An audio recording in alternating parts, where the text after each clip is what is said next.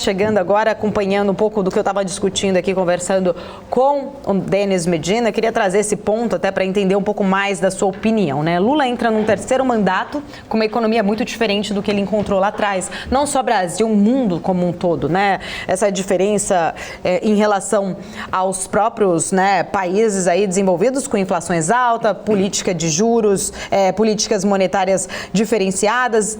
Eu queria entender um pouco da sua visão exatamente sobre esta questão, né? A gente está vendo aí os erros do passado, será que eles vão funcionar agora? Como que você avalia, né, exatamente tudo que foi feito lá atrás e está sendo repetido neste momento? Paula, é engraçado porque o Brasil é um país que não tem plano de nação. Nós temos uma sucessão de planos de governo.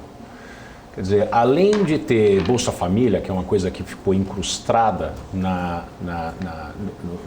no conhecimento, no imaginário, na coletividade, em tudo que tem a ver com o Brasil, nós não temos um outro plano de nação. Nós não sabemos exatamente para onde ir.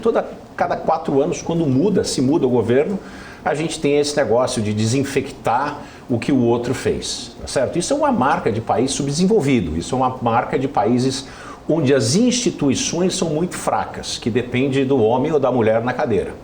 Então o que eu estou vendo é uma série de ações, mas que são mais ações faladas do que ações feitas, que desestabilizam muito as expectativas. E como eu já falei aqui várias vezes, o mundo econômico não funciona exatamente pelo aquilo que ele é, mas pelas expectativas, porque os agentes econômicos agem em cima disso.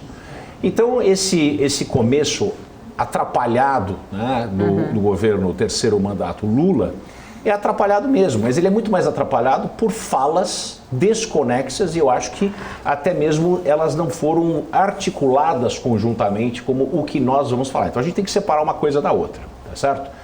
Existem muitas promessas de campanha, parece até que o governo não acreditou que ganhou a eleição, continua fazendo, e a turma também continua fazendo. Ontem a fala do Carlos Lupe com relação à reforma previdenciária foi totalmente desmandada, sem necessidade, tipo assim. Então se a gente olhar e fizer uma análise do pregresso e da história do PT no poder, eu acredito que as pessoas que deram a vitória para o PT não foi a ala, vamos dizer assim, radical do PT, os eleitores mais aguerridos petistas. Eu acho que a maioria das pessoas que acabou votando no Lula eram pessoas até que não têm nenhuma afeição ou até gostam dele, né? Então eu acho que são pessoas que queriam uma mudança na retórica do governo, porque nós tivemos um governo muito retórico, falou demais e criou problemas. E o Lula chega com a mesma proposta daquilo que aconteceu, vamos dizer assim, a partir do segundo mandato dele, quando as pessoas esperavam que seria uma repetição do primeiro mandato, onde ele foi muito bem sucedido, principalmente na área econômica e social. Obviamente o mundo era diferente. O que eu tenho visto, e isso é uma visão, e ela é muito mais uma questão de ouvir o que tem sido dito do que o que está sendo feito, é um retorno ideológico à nova matriz econômica. E isso é um grande problema. Tanto é que o mercado reflete isso nas ações, né, no mercado acionário. A gente vê a bolsa despencando, derretendo, e a gente vê o dólar subindo de maneira agressiva. Hoje ele está caindo. Eu acho que as pessoas resolveram dar uma trégua para escutar mais, para ver se de fato a fala se transforma em ação. E eu acho que é muito importante a gente notar isso nesse momento.